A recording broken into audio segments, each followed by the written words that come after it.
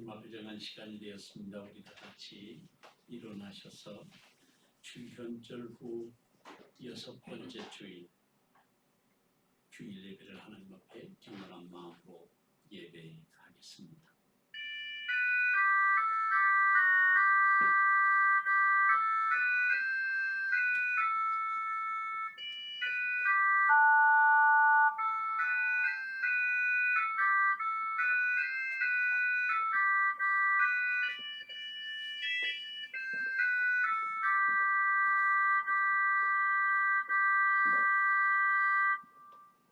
엿새 후에 예수께서 베드로와 야고보와 그 형제 요한을 데리시고 따로 높은 산에 올라가셨더니 그들 앞에서 변형되사 그 얼굴이 해같이 빛나며 옷이 빛과 같이 희어졌더라.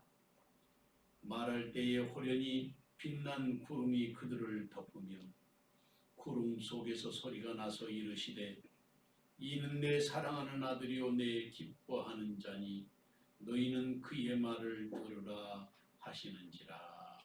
아멘. 거룩하시고 자비로우신 아버지 하나님, 복되고 아름다운 날 주의 주신 은혜와 사랑으로 귀한 성전에 오르게 하시니 감사합니다. 민족의 명절 설을 맞이하여 고향을 방문하고 또 돌아오는 걸음걸음을 지켜주시고 하나님의 말씀 가운데서 축복의 중심에 서며 생명을 공급하는 통로가 되어 아버지께 영광이 되게 하옵소서. 우리가 한자리에 모여 예배하며 또 대면으로 비대면으로 예배하는 모든 세역의 권속들을 축복하오니 하늘로부터 주께서 복된 은혜를 더하여 주시고 은총을 덧입혀 주시옵소서. 성령께서 우리로 하여금 한마음 되게 하시고 아버지 하나님의 크신 사랑이 넘치게 하옵소서. 예수 그리스도의 이름으로 기원하옵나이다. 아멘. 찬송가 32장 찬송하겠습니다.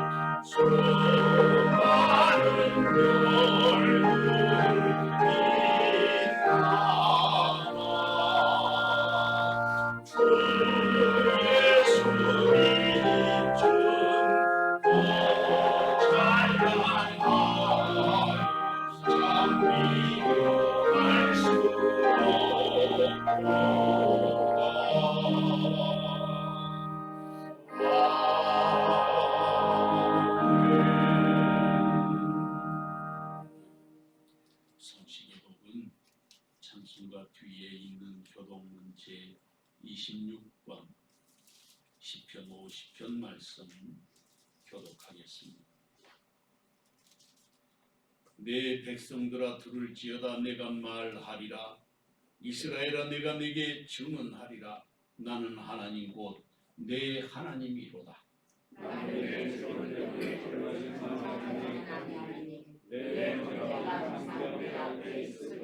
내가 내 집에서 수소나 내 우리에서 순염소를 가져가지 아니하리니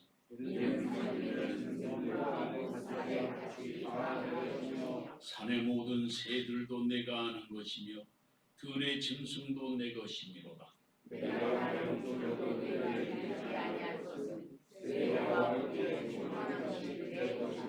내가 수소의 고기를 먹으며 염소의 피를 마시겠느냐?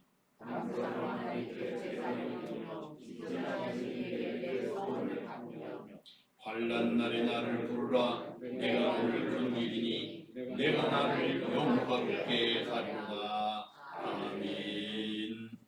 지난 1일 동안에 우리의 삶을 돌아보고 하나님 앞에 겸비한 마음으로 자복하고 회개하는 참회의 시간을 갖겠습니다.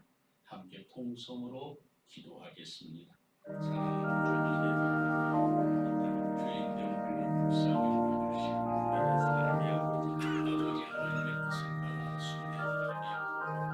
선하신 주님의 은혜와 사랑이 우리 가운데 넘치셨습니다.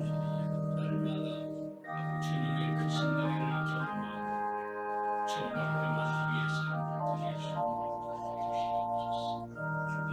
우리의 가슴 속에 선하신 주님의 사랑만을 가득히 채우었으니 오직 주의 기쁨 되게 하옵소서.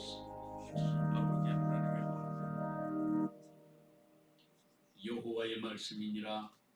그날 그때에는 이스라엘의 죄악을 찾을지라도 없겠고 유다의 죄를 찾을지라도 찾아내지 못하리니 이는 내가 남긴 자를 용서할 것임이라. 아멘. 나는 전능하신 아버지 하나님 천지의 창조주를 믿습니다. 나는 그의 유일하신 아들 우리 주 예수 그리스도를 믿습니다. 그는 성령으로 잉태되어 동정녀 마리아에게서 나시고 본디오 빌라도에게 고난을 받아 십자가에 못 박혀 죽으시고 장사된 지 사흘 만에 죽은 자 가운데서 다시 살아나셨으며 하늘에 오르시어 전능하신 아버지 하나님 우편에 앉아 계시다가 거기로부터 살아있는 자와 죽은 자를 심판하러 오십니다. 나는 성령을 믿으며 거룩한 공교회와 성도의 교제와 죄를 용서받는 것과 몸의 부활과 영생을 믿습니다. 아멘. 자리에 앉으셔서 찬송가 428장 찬송하겠습니다.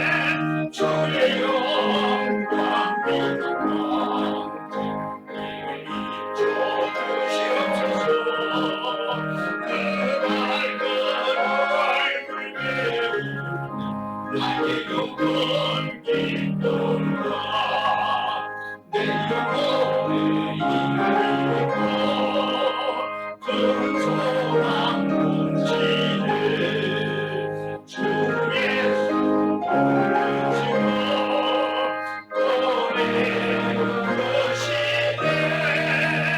주의 영광 빛과 내게 비춰주시옵소서 그 맑은 얼굴 배울 때 나의 영혼 기쁘라.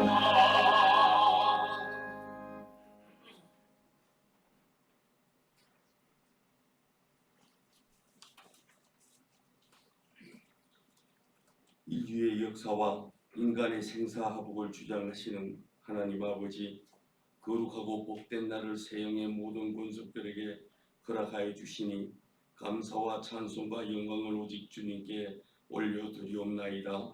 주연절 마지막 주일을 지키게 하시고 제2의 수요일 사순절을 통하여 주님의 고난에 참여하며 통회하고자 하는 심령이 되어 주님과 함께 동행하는 삶이 되게 하옵소서.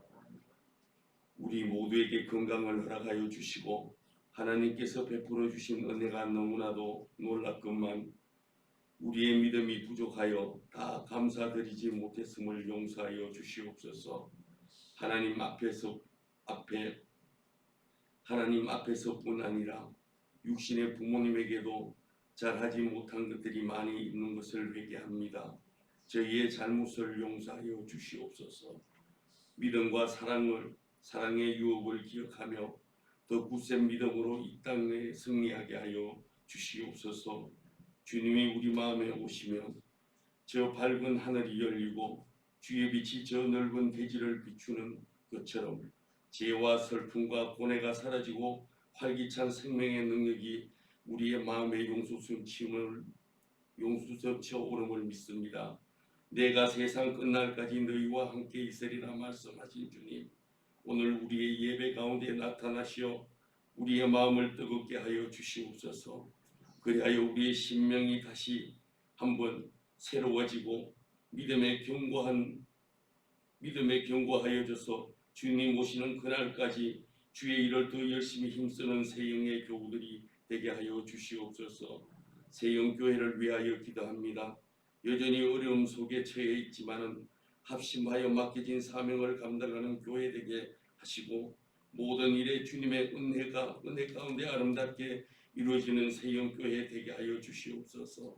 2021년은 각 구역들을 성장시켜 주시고 구역장들에게도 믿음과 열정을 주시어 주님이 주시는 사명과 맡겨진 양떼들을 잘 감당하고 함께 성장하고 성숙해져가는 믿음의 구역들이 되게 하여 주시옵소서.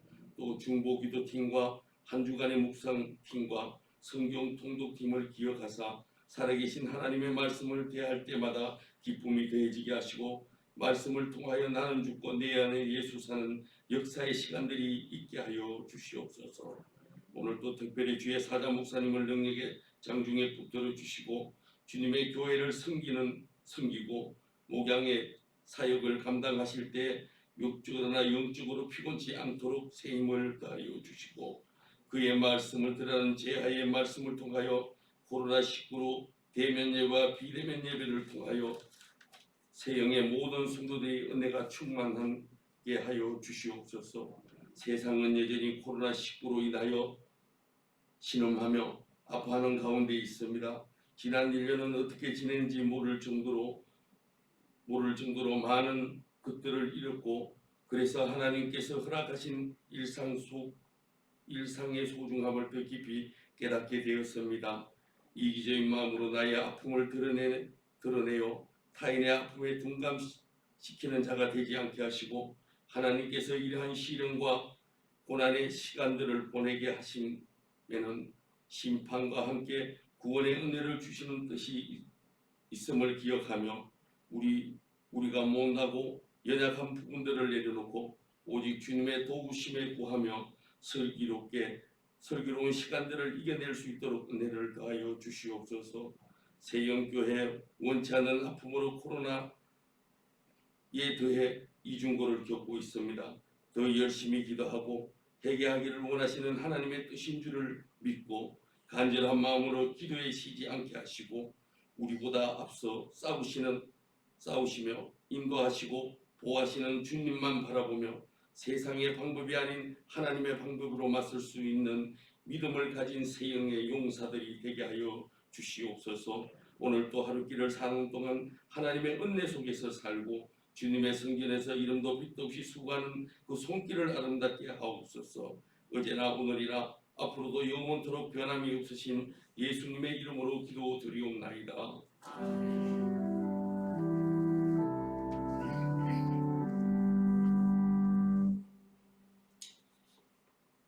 하나님의 말씀 보겠습니다. 하나님의 말씀은 마가복음 9장 2절에서 9절 말씀까지 신약성경 마가복음 9장 2절에서 9절 말씀까지 제가 공독해 드리겠습니다. 엿새 후에 예수께서 베드로와 야고보와 요한을 데리시고 따로 높은 산에 올라가셨더니 그들 앞에서 변형되사 그 옷이 광채가 나며 세상에서 빨래하는 자가 그렇게 희게 할 수 없을 만큼 매우 희어졌더라. 이에 엘리야가 모세와 함께 그들에게 나타나 예수와 더불어 말하거늘 베드로가 예수께 고하여 랍비여 우리가 여기 있는 것이 좋사오니 우리가 초막 셋을 짓되 하나는 주를 위하여 하나는 모세를 위하여 하나는 엘리야를 위하여 하사이다 하니 이는 그들이 몹시 무서워하므로 그가 무슨 말을 할지 알지 못함이더라. 마침 구름이 와서 그들을 덮으며 구름 속에서 소리가 나되 이는 내 사랑하는 아들이니 너희는 그의 말을 들으라 하는지라.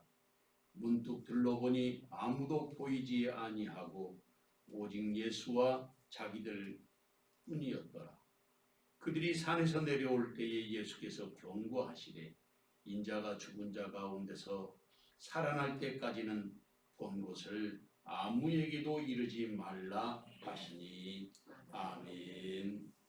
이 시간에 우리 지자 나와서 함께 찬양을 하겠습니다.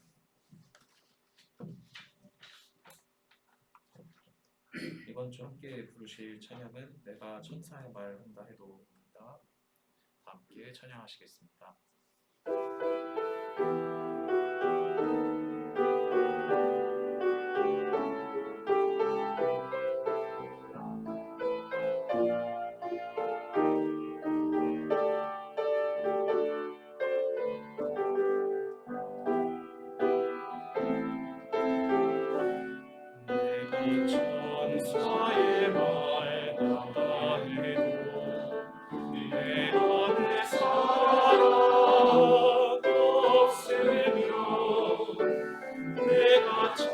지식과 힘은 있어도 아무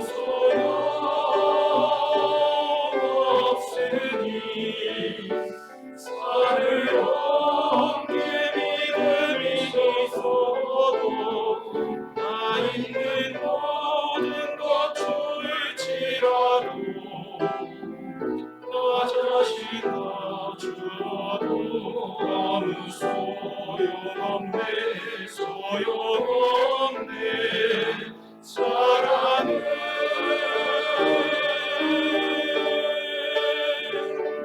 영원하네.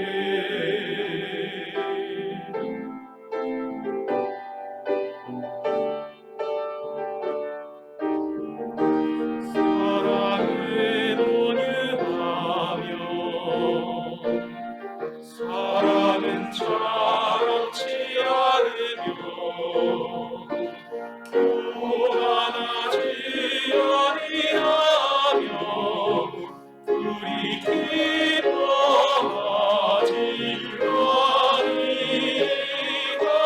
아니하니 내가 천사의 말 한다 해도 내 안에 사랑 없으면 내가 참 지식과 믿음 있어도 아무 소용없으니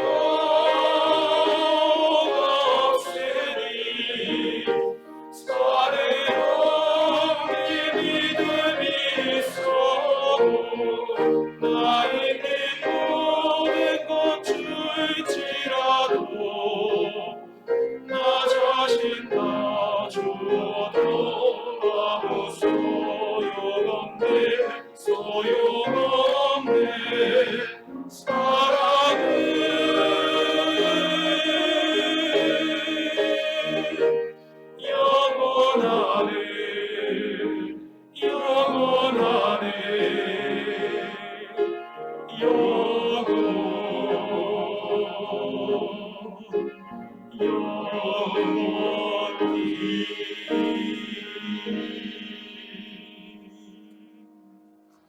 할렐루야. 우리 하나님께 영광을 박수하겠습니다. 어떤 할머니가 교회를 갔다 왔는데 화를 내면서 집에 들어오셨습니다.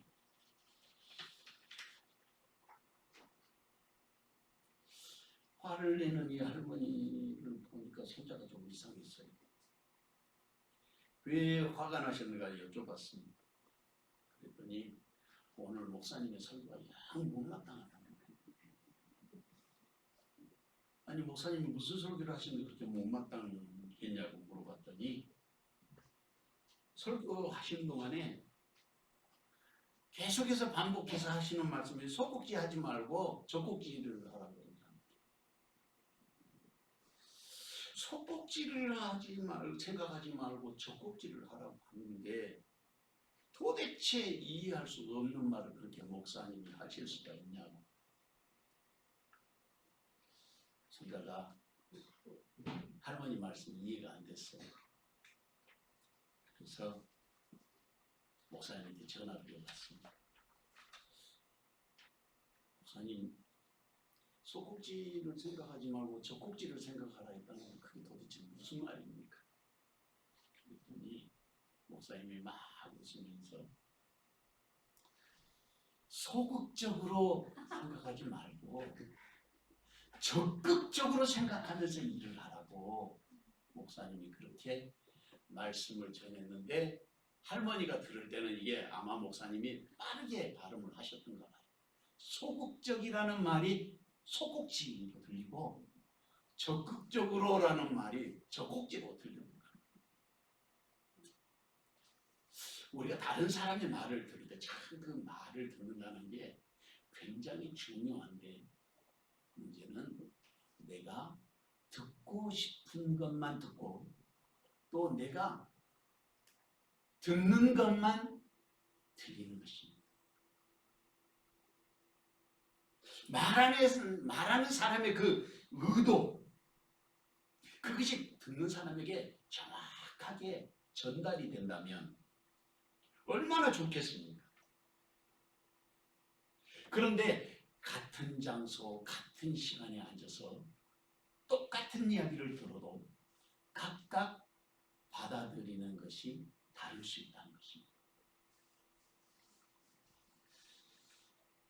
그래서 성경의 말씀은 귀 있는 자는 성령이 교회들에게 하시는 말씀을 들을지어다. 거기에 귀 있는 자, 귀가 없는 사람이 있겠습니까? 오래전에 안동에 그 구담이라고 하는 곳에 갔더니 그곳에 이 귀가 이렇게 완전히 없는 아이가 하나 있더라고요. 저한테 기도받고 그때 집에 와서 물론 목사님 많이 기도해 계죠. 담임 목사님이. 전 그런 아이를 처음 봤어요. 완전히 이 귓구멍이 막히고 귀가 없어요. 아이가. 그러나 성경에서 귀 있는 자가 들어라 그 말은 마음의 문을 열고 성령의 하시는 말씀을 받아들여라 그런 뜻이 아니겠습니까? 본문의 말씀은 오늘 7절에서 그렇게 말씀하시고 있습니다. 마침 구름이 와서 그들을 덮으며 구름 속에서 소리가 나되 이는 내 사랑하는 아들이니 너희는 그의 말을 들으라. 이렇게 말씀하고 있습니다. 사랑하는 성도 여러분, 하나님은 우리가 누구의 말을 들어야 할 것인지 분명하게 말씀하시고 있습니다. 말씀을 듣는다는 것은 단지 듣기만 한다는 말이 아닙니다. 그의 말을 들으라는 말은 그의 말씀대로 삶을 살아내는 사람이 되어라. 그런 뜻이 아니겠습니까? 오늘 우리에게 주시는 말씀을 통해서 주님의 음성에 귀를 기울이고 주님이 원하시는 참 믿음의 삶을 살아내는 그러는 종이 저와 여러분에게 함께 하시기를 주의 이름으로 축원합니다. 첫째로 예수님은 베드로와 야고보와 요한을 데리시고 산에 오르셨습니다. 본문 2절에서 4절 말씀을 다 같이 한 목소리로 읽어보겠습니다. 엿새 오후에 예수께서 베드로와 야고보와 요한을 데리시고 따로 높은 산에 올라가셨더니 그들 앞에서 변형되사 그 옷이 광채가 나며 세상에서 빨래하는 자가 그렇게 희게 할 수 없을 만큼 매우 희어졌더라. 이에 엘리야가 모세와 함께 그들에게 나타나 예수와 더불어 말하거늘 아멘. 예수님은 바로 앞에 나오는 마가복음 8장의 말씀을 시작하면서 사람들이 예수님을 따라다닌 지 사흘이나 돼가지고 먹을 것이 떨어졌다고 말합니다. 그래서 가진 게 뭐냐 물어봤더니 거기에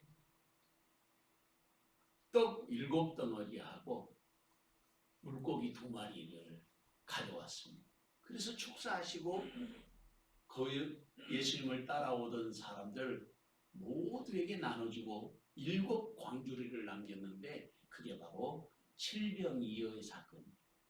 우리 오병이어도 잘 알지만 오병이어의 사건이 있은 다음에 이루어진 사건이 7병이어 사건이었어요. 그리고는 예수님 다시 달마누다 지방으로 건너가셨다. 그런데 이 달마누다 지방이라는 게 바로 거라사고 거라사 지방이 바로 데가볼리예요. 그러니까 데가볼리라고 하면 데가라는 말은 데카메론이잖아요. 10개라는 뜻이에요. 10이라는 뜻이거든요. 데가 볼리는 폴리스 그러니까 도시 10개의 도성이 있는 지역을 데가볼리라고 하는데 그 지역에 예수님이 가셨다는 뜻이에요. 그러니까 달마누다라고 하는 말이나 데가볼리로 가셨다는 말이나 거라사에 갔다는 말은 그 지방을 말씀하시는 것입니다. 그러니까 같은 지역을 말하는 것인데 그곳에 건너가셨어요. 그리고는 다시 벳세다로 돌아오셨는데 사람들이 맹인을 데리고 왔어요. 예수님이 안수하고 눈을 열어서 보게 해주셨습니다. 그리고는 다시 예수님이 가이사라 빌립보로 가셨어요. 그리고는 제가 이 설명한 것을 하나씩 생각하면서 들으셔야 됩니다. 7병이어, 5병이어 사건이 있고 7병이어 사건이 있고 그 다음에 다시 눈먼 자의 눈을 열어주시고 그리고 예수님이 벳세다에 가가지고 제자들에게 사람들이 나를 누구라고 하더냐 물었어요. 그러니까 사람들이 선지자 중에 한 사람이라고 이야기하고 또 엘리야라고도 하고 사람들이 한다는 거예요. 그러니까 예수님께서 드디어 제자들에게 묻고 싶은 것이 있었던 것이죠. 그러면 너희는 나를 누구라고 하느냐 이렇게 물은 거예요. 그러니까 그때 베드로가 주는 그리스도 신이다. 하나님의 그리스도 신이다 하고 베드로가 고백을 하죠. 이게 이제 마가복음에서 그렇게 말씀하고 있는 거예요. 베드로가 마태복음에서는 주는 그리스도시요 살아계신 하나님의 아들이시니이다 이렇게 말했단 말이죠.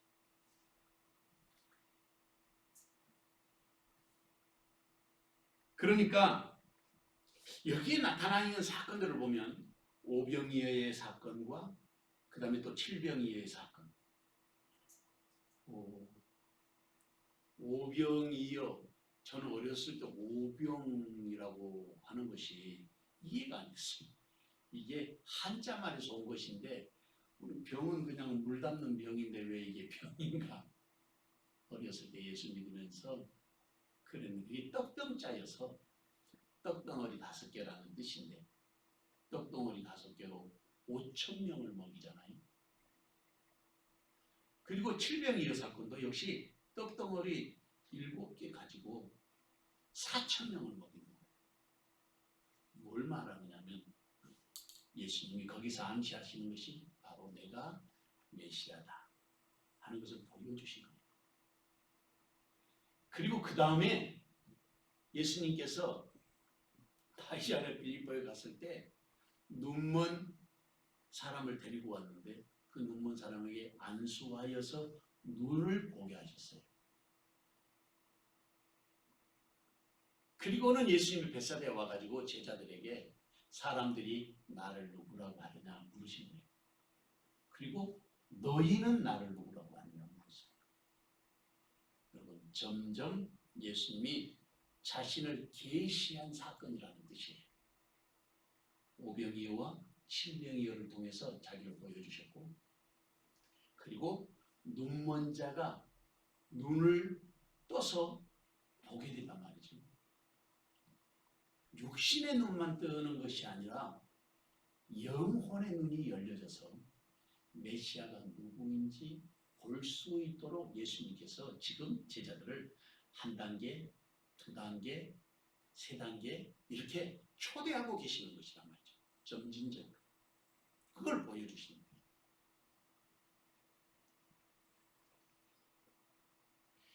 그래서 이 베드로가 거기서 그렇게 말하죠. 주는 하나님의 그리스도라고 말했는데 그때부터 예수님이 내가 메시아라고 하는 이야기를 자기 입으로 말씀하셔요. 그런데 거기에 예수님이 뭐라고 말씀하시냐면 8장 31절 이하에 보면 인자가 많은 고난을 받고 장로들과 대제사장들과 서기관들에게 버림받아 죽임을 당하고 사흘 만에 살아나야 할 것을 비로소 그들에게 가르치시니. 이 말은 앞에서 지금 설명한 예수님께서 1단계로 기적을 보여주시고 오병이어의 사건과 칠병이어의 사건으로 하나님만이 하실 수 있는 사건을 보여주신 거예요. 그리고 눈먼 자를 눈을 뜨게 하시면서 너희도 눈을 떠서 내가 누구인지 좀 보아라 하고 계시하신 거죠. 그리고 드디어 예수님이 물으시는 게 너희는 나를 누구라고 하느냐? 오늘 주님이 우리가 주의 성전에 나올 때 말씀을 듣고 그리고 찬송하고 기도하는 것이 중요하지만 주님은 우리의 믿음의 자리에서 더 깊은 데로 우리를 초대하고 계시다는 사실을 여기서 알 수 있어요. 마가의 의도도 그것이다. 저는 그렇게 생각해요. 그러니까 본문의 말씀을 깊이 생각하면서 말씀을 살펴보면 이 앞뒤의 문맥을 통해서 예수님께서 우리를 어느 곳으로 부르고 계시는가, 무엇을 향해서 나를 가르치고 계시는가, 내가 어디에 서 있어야 하는가, 이것을 분명하게 목적의식을 가지고 예수님께서 제자들을 가르치고 계시다는 것입니다. 다시 본문의 말씀에 보면 예수님께서 변화산에 올라가셨는데 세 사람의 제자만 데리고 올라가셔요. 우리가 너무나도 잘 알고 있는 변화산 사건에 예수님은 제자들을 더 깊은 곳으로 초대하고 계시는 것을 알 수 있는데 베드로와 야고보와 요한 이 세 사람만 따로 데리고 변화산에 올라가셨단 말이죠. 예수님의 제자는 우리가 알고 있는 것처럼 12명 아닙니까? 12제자란 말이죠. 그런데 본문의 말씀에서 예수님은 변화산에 베드로, 야고보, 요한 세 사람만 데리고 올라가시는 거예요. 여기서 의문이 생기지 않습니까? 예수님은 왜 제자들 중에서 세 사람만 특별하게 사랑하셔서 변호산에 데리고 가신 것일까? 나도 데리고 가지. 다른 제자들이 그렇게 생각할 수 있지 않겠어요? 우리들도 그런 생각을 가질 수가 있습니다.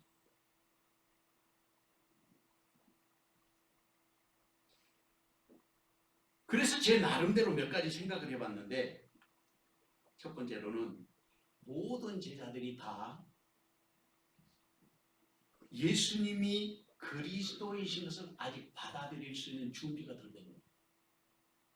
첫 번째 가능성. 변화산에 지금 데리고 올라갈 수 없는 준비가 덜 된 자리에 있었다. 그렇게 말할 수 있죠. 두 번째로는 베드로와 야고보와 요한 이 세 사람은 확실하게 예수님에 대해서 이해하고 있었을 것이다. 그러니까 데리고 간 거예요. 세 번째로는 예수님이 그리스도이신 것을 알고 지금 현재 시점에서 하나님의 영광에 참여하고 그 비밀을 지켜줄 수 있는 사람, 그 사람이 이 세 사람밖에 안 되었을 것이다. 왜냐하면 지금 변화산에 어떤 일이 일어날 것인지 예수님 다 알고 계셨으니까. 물론 이렇게 제가 생각한 것은 순전히 제 개인적인 묵상을 통해서 제가 해석한 거예요. 제 개인적인 추측이에요. 그러나 그럴 가능성이 있다 하는 걸 알 수 있어요. 계속해서 말씀을 보면 따로 높은 산에 올라가셨더니 그들 앞에서 변형되사 그 옷이 광채가 나며 세상에서 빨래한 자가 그렇게 희귀할 수 없을 만큼 매우 희어졌더라. 그렇게 말씀하십니다. 예수님이 세 사람의 제자 앞에서 갑자기 변화되는 거예요. 이것을 제가 헬라말로 살펴보니까 어떻게 되어 있느냐면 메테모르페테 엠프로스텐 이렇게 되어 있어요. 이게 완전히 다른 모습이라는 뜻이에요. 내가 이제까지 봐왔던 예수님이 아닌 거예요. 차원이 다른 거예요. 이제까지 내가 알고 내가 만나고 나와 함께 하셨던 그 예수님이 아닌 다른 예수님이 그 앞에 갑자기 변화돼서 자신들 앞에 서게 된 것입니다. 그러니까 이것은 이전에 경험해 보지 못했던 정말 놀라운 경험을 지금 제자리에 한 것입니다. 지금까지 우리가 만났던 예수님이 아니었던 거예요. 다른 말로 표현하면 예수님의 거룩하신 참모습이 드러난 현장이었던 것입니다. 그러니까 제자들이 이 모습을 보고 두렵고 떨 수밖에 없었습니다. 엄청난 영적인 현장을 모든 제자들에게 공개할 수 없었던 거예요. 그것이 본문의 4절 말씀이에요. 그래서 4절에 보면 이에 엘리야가 모세와 함께 그들에게 나타나 예수와 더불어 말하거늘 그렇게 기록하고 있거든요. 엘리야하고 모세하고 제자들 앞에 나타난 거예요. 예수님은 변형돼요. 여기서 우리가 놓칠 수 없는 부분이 하나 있습니다. 그게 뭐냐면 제자들이 모세하고 같이 지낸 적 없잖아요. 엘리야를 만난 적도 없잖아요.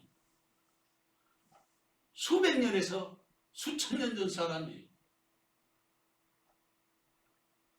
BC 1600년에서 1400년경 학자들에 따라서 차이가 나거든요. 그러니까 지금으로부터 1400년 전 최소한 모세는 1400년 전 사람이에요. 그리고 이 엘리야도 수백 년 전 사람이에요. 그런데 여기 본문에 보면 모세와 엘리야를 순식간에 알게 됐어요. 뭐 서로 내가 엘리야다 오랜만에 잘 지냈냐 이렇게 아니 서로 소개하고 인사하지 않았을 거예요. 늘 제가 설명해 왔지만 하나님의 나라는 공부해서 하는 세상의 지식과는 다른 차원의 세계가 있다. 그것은 그냥 알아져 버려요. 그래서 제가 늘 말씀드리잖아요. 영적인 지식은 위로부터 덧입혀져 버립니다. 하나님으로부터 임해버립니다. 그러니까 우리가 세상적인 지식으로 자꾸 하나님의 말씀을 접근하려고 그러면 이해가 안 돼요. 왜냐하면 오늘 본문의 말씀에서도 이 말씀을 우리가 쉽게 읽지만 모세를 어떻게 알고 1400년 전 사람인데 지금 엘리야를 언제 만나봤다는 말이에요. 그런데 본문의 말씀에 보면 바로 그분들이 모세와 엘리야라는 사실을 알아버렸어요.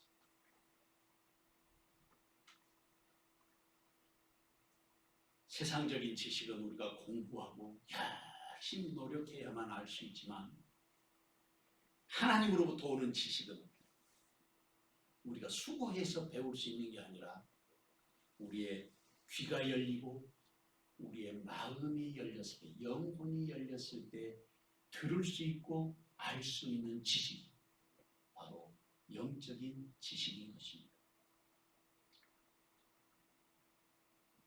그래서 예수님께서 바로 이 세 제자를 따로 부르신 거예요. 뒤에 또 설명하겠습니다만은 이 사람들이 너무 중요한 사람이기 때문에 예수님이 또 부르셨어요. 말라기 3장 2절 3절 말씀에 보면 그가 임하시는 나를 누가 능히 당하며 그가 나타내는 때에 누가 능히 서리요. 그는 금을 연단하는 자의 불과 표벽하는 자의 잿물과 같을 것이라. 그가 은을 연단하여 깨끗하게 하는 자같이 앉아서 레이자 손을 깨끗하게 하되 금, 은같이 그들을 연단하리니 그들이 공의로운 재물을 나 여호와께 바칠 것이니라. 사랑하는 성도 여러분, 예수님이 베드로, 야고보, 요한을 데리고 변화산에 오르셨던 것처럼 우리도 이 시대의 영적인 변화산을 경험할 수는 없겠습니까? 주님이 이렇게 복음서를 통해서 기록을 남겨두신 목적이 어디에 있겠습니까? 그것은 우리도 2000년 전 제자들이 경험했던 그 자리로 초대하기 위함이 아니겠습니까? 누가 하늘의 지혜를 입어야 하겠습니까? 누가 영적인 이 엄청난 은총의 자리에 세움을 입어야 하겠습니까? 그 자리에 주님은 지금 저와 여러분을 부르고 계시는 것입니다. 이 귀한 종이 시간 저와 여러분에게 함께 하시기를 주님의 이름으로 축원합니다. 둘째로 변화산에서의 베드로의 반응이 나타나 있습니다. 본문 5절 6절 말씀을 다 같이 한 목소리로 읽어보겠습니다. 베드로가 예수께 고하되 라비여 우리가 여기 있는 것이 좋사오니 우리가 초막 셋을 짓 때 하나는 주를 위하여 하나는 모세를 위하여 하나는 엘리야를 위하여 하사이다. 이는 그들이 몹시 무서워하므로 그가 무슨 말을 할지 알지 못함이더라. 아멘. 하나님은 우리를 만드실 때 육신적인 존재로 만드신 것도 사실이에요. 그런데 영적인 존재로도 동시에 우리를 만드셨어요. 그래서 인간으로 살아가는 동안에 우리는 늘 갈등 속에 살아요.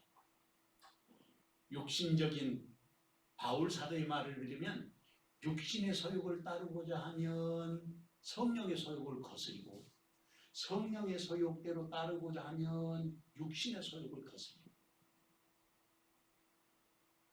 이것이 인간 존재, 휴먼 빙이라 그러는데 인간 우리 존재 그 자체를 말하는 거예요. 우리의 삶을 말해요.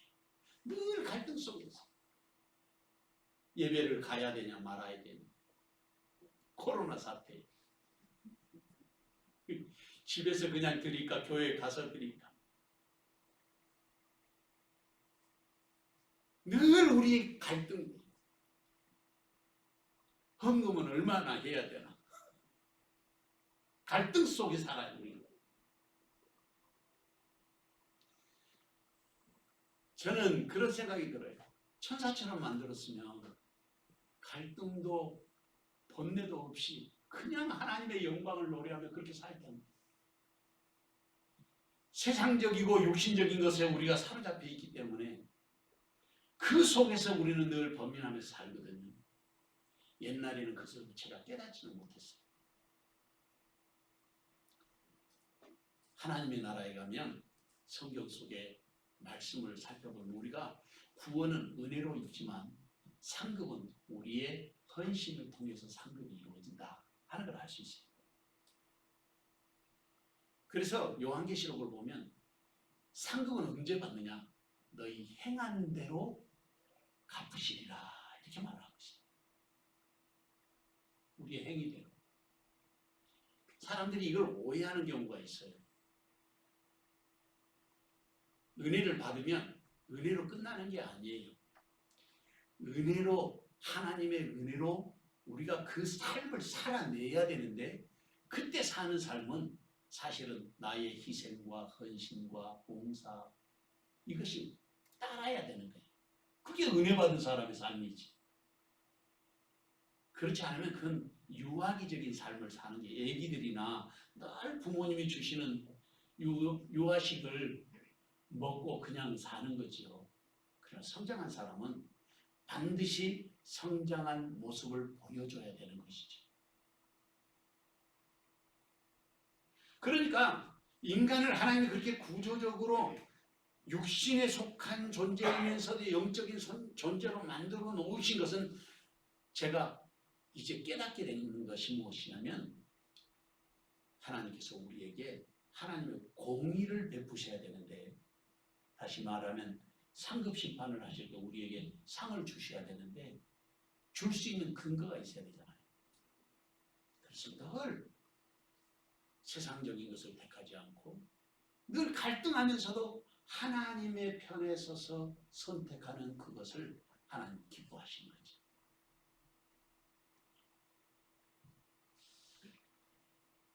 그래서 제가 생각할 때 이것이 바로 하나님의 지혜고 하나님의 모략이다, 그렇게 깨닫게 됐어요. 하나님이 우리를 부르시고 하늘의 상을 주시려면 무언가 상불 기준에 맞는 자격을 갖춰야 되지 않겠습니까? 그 가운데 가장 중요한 요소가 인간이기 때문에 겪는 고통이 있는데, 그 고통 속에서도 주님을 생각하고 하나님의 영광을 생각하면서 우리가 결단하는 순간, 그것을 하나님은 기뻐하신다는 것입니다. 그래서 하나님, 우리가 예수 믿고 살아가는 모든 삶의 중심에 언제나 함께 하시면서 우리가 육신과 영혼의 갈등 속에서도 하나님 편에 속하는 삶을 선택하게 하시고, 선택한 그것을 기뻐하시고, 그리고 그것을 영원한 나라에 하나님께서 우리에게 허락하실 상급으로 예비되도록 하나님이 만들어 두셨다는 사실입니다. 마치 우리 자녀들이 어린 시절 아무것도 아니지만 무슨 심부름이나 또 엄마 아빠가 시키는 일을 하게 되면 되게 칭찬하고 기뻐하는 것처럼, 하나님께서도 그렇게 우리의 삶에 대해서 기뻐하신다는 거예요. 예배하는 것을 기뻐하고, 봉사하는 것을 기뻐하고, 헌신하는 것을 기뻐하고, 그래, 너 참 잘한다. 야, 너 아무도 모르는데 그런 일을 했으니 얼마나 잘한 일이냐. 하나님은 늘 우리를 그렇게 살펴보고 계신다는 것입니다.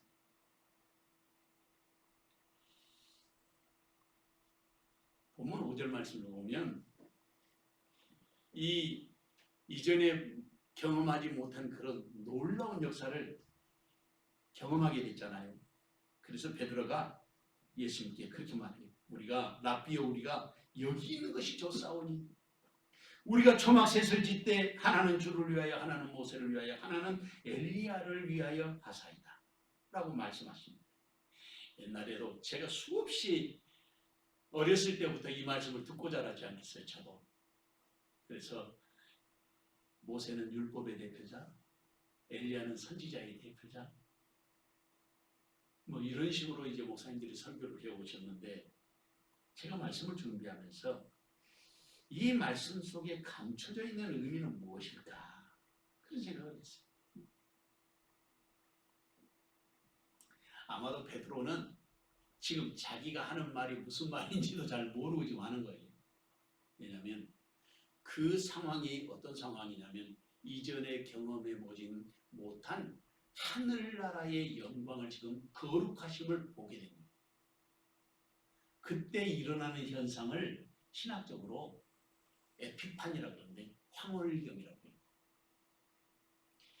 인간이 황홀경에 들어가는 여러 가지 루트가 있는데, 가장 초강인간적인 방법 마약을 하는 거죠. 몽둥이로 때려도요. 환각 상태에 빠지면 그것을 감당하는 거예요. 그러니까 한번 이 마약을 경험한 사람은 자꾸 거기에 빠져요. 두 번째로 이런 그 황홀경에 빠지는 것은 귀신에 신접할 때 일어나요. 신접할 때. 그리고 세 번째로 성령께서 우리에게 충만함으로 임하실 때 악마적인 것이 아니라 하늘의 영광을 우리가 참여할 수 있게 됩니다. 그걸 어떻게 말로 설명할 길이 없어요. 그럼 어떻게 설명해야 되느냐? 열심히 기도하십시오. 언제까지? 그 에피파니에 이르기까지. 황홀경을 경험할 수 있을 때까지. 그 감격을 어떻게 설명할 방법이 없어요. 그러나 잊을 수 없어요. 좀 더 쉽게 말하면 이사야 선지자 같은 경우 하늘 문이 열려서 보좌에 스랍들이 세라핌이 거룩하다 거룩하다 누구리하는 광경을 보고 화로도 나요 죽게 되었도 그게 황홀경에 참여한 거예요. 바울 사도가 예수 믿는 사람을 잡아 죽이려고 다메섹으로 달려가다가 그가 말에서 떨어졌잖아요. 그런데 하늘에서 음성이 들고 왔어요. 사울아 사울아 내가 어찌해 나를 핍박하느냐. 그 순간 바울은 하늘을 경험하게 됐지. 나중에 아라비아에 가서 그가 3000층에 다녀온 이야기를 고린도후서 12장에서 말씀하고 있어요. 그런데 베드로와 야고보와 요한은 지금 그런 놀라운 은총에 지금 초대를 하는 거예요. 변화사님. 그러니까 초막셋을 지어가지고 하나는 모세를 위해서 하나는 엘리야를 위해서 하나는 예수님을 위해서 여기서 짓자고 말은 했는데 그 말이 무슨 말인지조차도 모르는 그런 상황에 지금 놓여 있다고 말이에요. 그런데 그것이 바로 하나님의 거룩하심에 참여한 사람들의 현상일 수 있어요. 본문의 6절 말씀을 보면 조금 더 쉽게 이해할 수가 있는데 그 상태를 이는 그들이 몹시 무수함으로 그가 무슨 말을 할지 알지 못함이더라. 우리 성경이 조금 애매하게 번역되어 있는데 이 공동번역 성경을 보니까 베드로는 다른 제자들과 함께 겁에 질려서 무슨 말을 해야 좋을지 몰라 엉겁결에 그런 말을 하였더라. 이렇게 번역이 엉겁결에 무슨 말을 해야 좋을지를 몰라가지고 겁이 나가지고 한 말이 초막셋을 짓자는 말이에요. 또 표준세 번역에도 보니까 그렇게 말하고 있어요. 베드로는 무슨 말을 해야 좋을지 몰라서 이런 말을 했던 것이다. 제자들이 겁에 질렸기 때문이다. 이렇게 번역해놨어요. 또 킹제임스 흠정역 성경하고 현대인의 성경은 앞뒤 문장만 바뀌었는데 똑같더라고요. 보니까 이는 그들이 심히 두려워하였으므로 그가 무슨 말을 해야 할지 알지 못하였기 때문이더라. 그러니까 무슨 말을 해야 좋을지 모르는 그 엄청난 에피파니 황홀경에 빠져가지고 초막셋을 지읍시다 하고는 지금 말한 거예요. 너무너무 두려워가지고. 뉴 킹 제임스 버전의 영어 성경을 보니까 because he did not know what to say.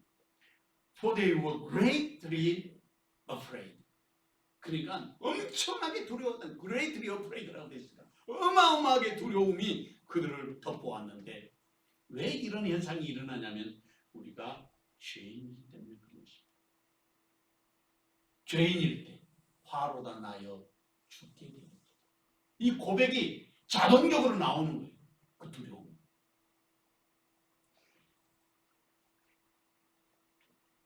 제자들과 올랐던 그 변화산은 다볼산으로 알려져 있습니다.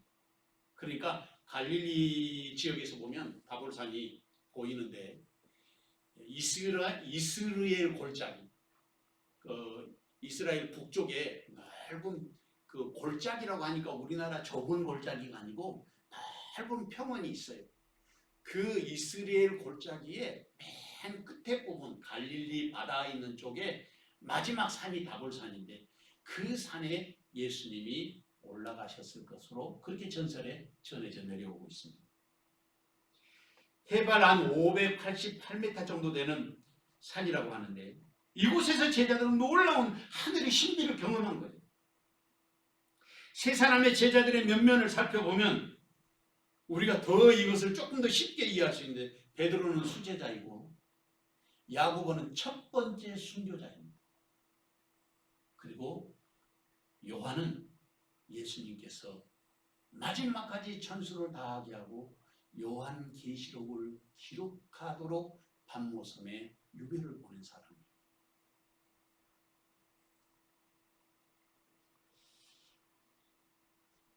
변화산의 예수님은 그러니까 영원한 하나님의 나라에 대한 계시를 제자들에게 주셔서 첫 번째 순교자 그리고 제자들의 지도자 그리고 마지막까지 하나님의 말씀을 잘 정리하는 믿음의 정리를 할 수 있는 지혜자 하나님께서 그들 셋을 부르십니다. 이렇게 이해가 됐습니다. 다니엘서 10장 15절에서 17절 말씀에 보면 그가 이런 말로 내게 이를 때에 내가 곧 얼굴을 땅에 향하고 말문이 막혔더니 인자와 같은 이가 있어 내 입술을 만진지라 내가 곧 입을 열어 내 앞에 서 있는 자에게 말하여 이르되 내 주여 이 환상으로 말미암아 근심이 내게 더함으로 내가 힘이 없어졌나이다. 내 몸에 힘이 없어졌고 호흡이 남지 아니하였사오니 내 주의 이 종이 어찌 능히 내 주와 더불어 말씀할 수 있으리까 하니 그렇게 얘기했어요. 사랑하는 성도 여러분, 주님은 지금도 우리를 이 시대의 변화산으로 초대하고 계십니다. 성령으로 충만하고 예수 그리스도의 말씀으로 충만한 사람들이 경험할 수 있는 변화산, 그 변화산의 감격은 지금도 기도하는 사람들을 통해서 맛보게 하십니다. 누가 이 세 사람의 제자들처럼 주님과 함께 영적인 변화산의 감격을 누려야 하겠습니까? 누가 거룩한 기쁨을 소유하여 사도 베드로처럼 살고 야고보처럼 자신을 헌신하며 사도 요한처럼 하나님의 계시의 도구가 되어야 하겠습니까? 그 자리에 주님은 지금 저와 여러분을 부르고 계시는 것입니다. 이 귀한 종이 시간 저와 여러분에게 함께 하시기를 주님의 이름으로 축원합니다. 셋째로 예수님의 경고 속에 담겨있는 숨은 뜻을 알아야 합니다. 본문 7절에서 9절 말씀을 다 같이 한 목소리로 읽어보겠습니다. 마침 구름이 와서 그들을 덮으며 구름 속에서 소리가 나되 이는 내 사랑하는 아들이니 너희는 그의 말을 들으라 하는지라. 문득 둘러보니 아무도 보이지 아니하고 오직 예수와 자기들 뿐이더라. 그들이 산에서 내려올 때 예수께서 경고하시되 인자가 죽은 자 가운데서 살아날 때까지 본 것을 아무에게도 이르지 말라 하시니 아멘. 제자들은 그렇게 두려워하였습니다. 그래서 자신이 무슨 말을 하는지조차도 미처 깨닫지 못했습니다. 그런데 마침 구름이 와서 예수님과 제자들을 덮었습니다. 그리고 구름 속에서 소리가 났습니다. 이는 내 사랑하는 아들이니 너희는 그의 말을 들으라. 사실 이 말씀은 하나님의 임재와 함께 엄청난 부르심의 사건이다. 그렇게 말할 수 있어요. 제 개인적인 이해로는 아버지 하나님의 임재가 기록된 것은 피조물이 창조주 하나님의 임재하신 그 자리에서 함께 누릴 수 있는 최고의 은총을 누린 자리가 바로 변화산입니다. 피조물이 창조주 하나님의 임재하시는 그 자리에 초대된 사람, 그 사람들이 바로 베드로, 요한, 야고보 이 세 사람이다 말이죠. 성경에 나타나 있는 정황으로 봐서 구름이 덮인 것은 하나님의 임재의 상징이 아니겠습니까? 그런데 그 구름이 덮이는 장면을 원어 성경에 아주 자세하게 묘사해 놨습니다. 우리 성경 구름이 덮이니 이렇게 되어 있는데 원어 성경의 말씀을 보니까 문법적 구조로 살펴보면 더 실감나게 이게 다가와요. 그래서 거기에 말씀을 보니까 뭐라고 돼 있느냐면 네페레 네피스키 아조우사 그렇게 말하고 있어요. 그러니까 문법적으로 현재 분사인데 이 현재 분사는 ing형이 계속해서 진행이 그렇게 됐다는 거죠. 구름이 일어나더니 뭉글뭉글 해가지고 구름이 확 덮쳐오는 거죠. 그것을 원어 성경에 표현하고 있어요. 그러면서 예수님 그리고 모세 그리고 엘리야를 다 덮어버렸어요. 그리고 그 구름 속에서 하나님의 음성이 들려온 거예요. 이는 내 사랑하는 아들이니 너희는 그의 말을 들어라. 여러분 그 순간에 베드로와 야고보와 요한의 그 영적인 상태 아니면 육신적인 상태는 어떤 모습이었겠습니까? 아마 모르기는 해도 땅에 다 주저앉아서 엎드려져 있지 않았을까? 성경에는 그런 이야기는 기록이 없지만 하나님의 음성을 듣는 순간 뻣뻣이 서가지고 활려매려라 이렇게 들을 사람은 없었을 거란 말이죠. 틀림없이 이는 내 사랑하는 아들이니 너희는 그의 말을 들으라. 그 순간 아마 이 하나님의 거룩하심이 물밀듯 밀려오면서 베드로와 야고보와 요한은 그 말씀 앞에 엎드려 있지 않았을까. 그리고 엎드려 있으니까 이건 순전히 제 개인적인 해석이에요. 예수님이 구름이 다 갇히고 이제 모세도 가고 엘리야도 가고 하나님도 이제 그 자리에서 다 떠나셨는데 엎드려 있잖아요. 야야야야 일어나라. 그리고 눈을 떠보니까 아무도 없는 거예요. 예수님만 있는 거지. 본래 그 모습이 거기에 그대로 있었던 거지. 제자들이 하나님의 음성을 듣는 순간에 그들의 마음은 녹아버렸을 것입니다. 분명하고도 확실한 하나님의 임재가 그들 앞에서 이루어졌기 때문입니다. 설명할 필요도 없었습니다. 아마 제자들은 감격했을 것입니다. 주님의 존재에 대한 확실한 이해를 하게 됐을 것입니다. 그래서 그것을 앞에서도 설명한 것처럼 황홀경에 들어간 사건이 이 변화산에서 이루어진 거예요. 다시 앞에 말씀을 다시 정리하면 산에 오르기 전에 예수님이 맹인의 눈을 뜨게 하신 것은 다 이유가 있었던 거예요. 너희도 눈을 좀 떠라. 오늘도 우리의 영혼의 눈이 열려져야 하지 않겠습니까? 그리고 제자들에게 던진 질문이 있어요. 사람들은 나를 누구라고 하더냐? 그리고 너희는 나를 누구라고 하느냐? 예수님이 오병이어의 역사, 그리고 칠병이어의 역사, 그리고 눈먼 자를 보게 하시는 그 역사를 이루신 목적이 어디 있었냐면 바로 너희는 나를 누구라고 하느냐.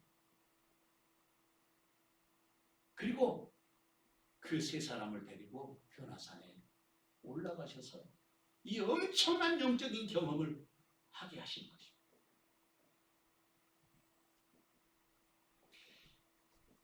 이 첫 번째 단계에서부터 점점 깊은 데로 예수님께서 제자들을 초대하시고 이끌어 가시는 것을 예수님의 교육 방법, 티칭 메소드라 그렇게 말하셨어요. 예수님은 그렇게 가르치시고 입에다 쏙 집어넣는 게 아니라 하나씩 하나씩 제자들을 그렇게 끌고 가시면서 가르치신 것이죠. 그래서 베드로가 주는 그리스도신이다. 이런 영적인 훈련을 제자들에게 계속해서 반복해서 가르치시고 이끌어 가셨던 것입니다. 메시아에 오심은 한꺼번에 제자들이 알 수 있는 게 아니었어요. 이것을 하나님의 때가 아직 아니기 때문이라고 할 수 있는데, 이런 영적인 신비를 누릴 수 있는 준비를 갖추기 위해서 예수님 제자들을 그렇게 가르치신 것입니다. 그리고 예수님이 제자들에게 내가 다시 살아날 때까지는 말하지 마라. 그런데 그 말을 해도 제자들이 이해를 못했어요. 그 말이 무슨 뜻인지를 몰랐어요. 그때가 되어야만 알게 되는 거죠. 오늘도 우리가 말씀을 들어도 이해하지 못하고 듣는 때가 많아요. 그런데 어느 시점이 되면 그 말씀이 이해가 돼요. 아, 그래서 그 말씀이 있었구나. 알게 되는 것이죠. 마치 이 제자들과 똑같은 거예요. 제자들은 자신이 살고 있었던 현실의 세계로 다시 돌아왔습니다. 그리고 조금 전에 경험한 영원한 세계가 전혀 관계없는 것이 아니라 현실의 세계와 영원한 세계가 잇대어 있다는 사실을 알게 된 것입니다. 그러나 아직은 그것을 완전하게 이해하지는 못하고 있었던 것입니다. 주님이 가야 할 갈보리의 고난이 남아 있었습니다. 예수님은 그것을 변화산에 오르시기 전에 제자들에게 말씀하셨습니다. 그러나 들었는데 이해하지 못했어요. 그래서 베드로가 예수님을 그리 마옵소서 하고 만류한 거거든요. 여러분, 인간적으로 보면 베드로가 예수님을 너무 사랑하기 때문에 예수님 그렇게 돌아가시면 안 되잖아요. 그리 마옵소서 그랬는데 예수님이 그래서 엄청난 책망을 합니다. 사탄아, 내 뒤로 물러가. 너는 나를 넘어지게 하는 자다. 하나님의 일을 생각하지 아니하고 사람의 일을 생각한다고 예수님이 베드로를 꾸짖었어요. 오늘도 우리가 사람의 일을 자꾸 생각하면 하나님의 일을 우리가 온전히 이루어드리지 못할 수 있습니다. 사탄아, 내 뒤로 물러가라. 내가 하나님의 일을 생각하지 아니하고 도리어 사람의 일을 생각하는 거다. 지금도 우리는 하나님의 일을 베드로가 주님을 사랑하는 것처럼 그렇게 사랑하려고 몸부림칠 때가 있습니다. 그것은 하나님이 원하시는 것이 아니라는 사실을 잊으면 안 되겠습니다. 전도서 3장 12절에 13절 말씀을 보면 사람들이 사는 동안에 기뻐하며 선을 행하는 것보다 더 나은 것이 없는 줄을 내가 알아. 사람마다 먹고 마시는 것과 수고함으로 낙을 누리는 것이 하나님의 선물인 줄을 또한 알았도다. 우리가 세상을 살아가는 것도 하나님이 우리에게 주신 선물이라.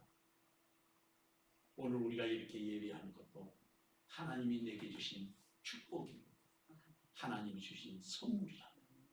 성경은 그렇게 가르쳐주고 있습니다. 사랑하는 성도 여러분, 이는 내 사랑하는 아들이니 너희는 그의 말을 들으라. 변화산 정상에서 제자들을 덮었던 구름 속에서 들려온 음성이었습니다. 이 시간 주님의 음성을 나도 들을 수만 있다면 지금 이 시간 이 자리가 이 시대의 변화산이 아니겠습니까? 누가 주의 손에 이끌림을 받아야 하겠습니까? 누가 영혼의 귀가 열려서 아버지의 음성을 듣는 사람이 되어야 하겠습니까? 그 자리에 주님은 지금 저와 여러분이 서 있기를 원하시는 것입니다. 이 귀한 정의 시간 저와 여러분에게 함께 하시기를 주님의 이름으로 축원합니다. 사랑하는 주님, 주님의 은혜와 사랑을 감사합니다. 오늘도 주님께서 주신 은혜와 사랑으로 온전하게 하여 주시고 주의 말씀으로 감춰져 있던 하늘의 비밀들을 깨달아 알게 하여 주셨사오니 말씀 가운데 서게 하시고 베드로와 야고보와 요한이 섰던 그 변화산이 지금 내가 있는 이 자리가 되게 하여 주시옵소서. 예수님의 이름으로 기도하옵나이다. 아멘. 찬송가 440장 찬송하겠습니다.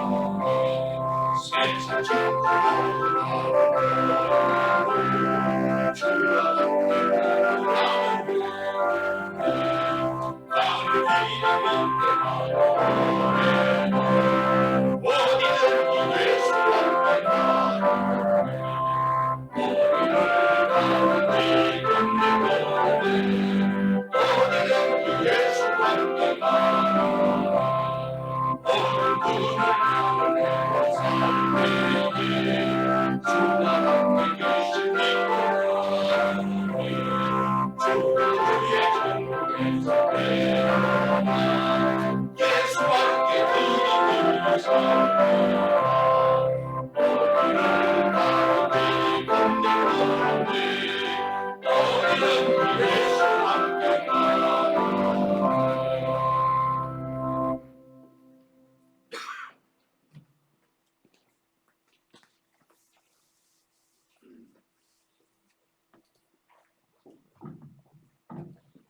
기도하겠습니다. 사랑하는 아버지 하나님, 주의 주신 은혜와 사랑을 진심으로 감사를 드리옵나이다. 주연절 6번째 주일 산상변모주의를 주님 앞에 드리게 하여 주시고, 명절 끝날 주의 성전을 찾을 수 있는 귀한 마음 우리 안에 있게 하여 주셨사오니 아버지 홀로 영광을 받으시옵소서. 오늘 우리가 있는 이 자리가 아버지의 음성을 듣는 자리 되게 하시고 아멘. 이 시대의 변화산이 되게 하옵소서. 아멘. 주신 은혜를 감사하여 귀한 예물을 아버지 앞에 드렸습니다. 10의 하나와 감사의 예물과 성경금과 건축헌금 주일원금과 또한 주님 앞에 드려지는 모든 낙헌 제물들을 두 손들어 축복하오니 하늘로부터 강복하여 주시고 땅에 사는 동안 아버지의 기쁨이 되며 우리의 직장과 일터와 사업의 터전은 복되게 하여 주시며 형통하고 부요하여 마음껏 주님께 충성하는 은총의 자리에 서게 하여 주시옵소서. 아멘. 또한 고향에서 돌아오는 주의 종들의 발걸음을 지키시고 인도하여 주시며 아버지 하나님의 은혜 가운데 무사하게 하시고 건강하게 하여 주시옵소서. 아멘. 우리의 자녀들을 축복하오니 주님 나라에 꼭 필요한 믿음의 일꾼들이 되게 하옵소서. 아멘. 예수님의 이름으로 기도하옵나이다. 아멘. 교회 소식 전해드리겠습니다. 오늘은 이제 산상 변모주일이 있고 나면 그 다음에 이제 사순절이 시작되는데 이번 주 수요일부터 수요일이 제 수요일이라 해서 이제 사순절이 시작되거든요. 그래서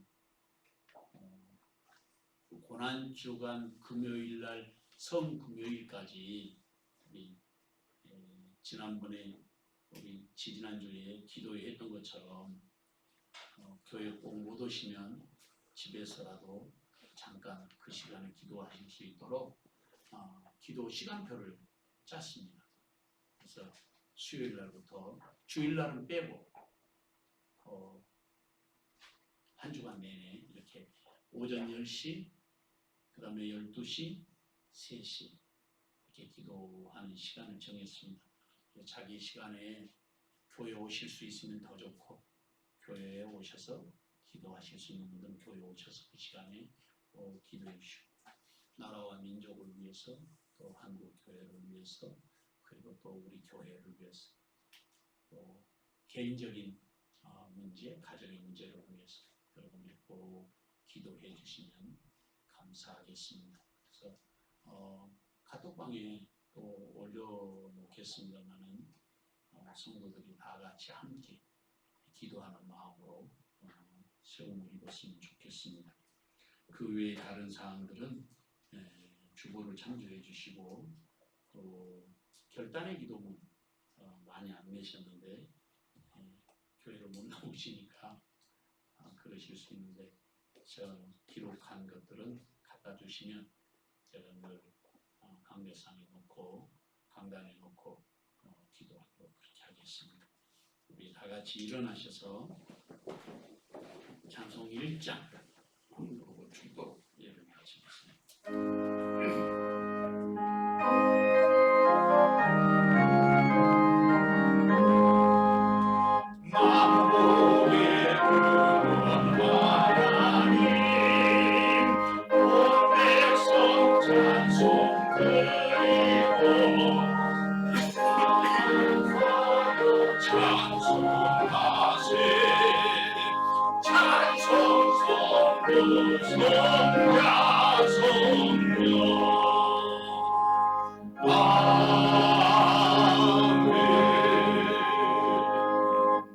이제는 교회 머리 되신 우리 주님 예수 그리스도의 은혜와 아버지 하나님의 극진하신 사랑과 성령의 감동, 감화, 위로, 교통하심과 그 복 주시는 은혜의 역사가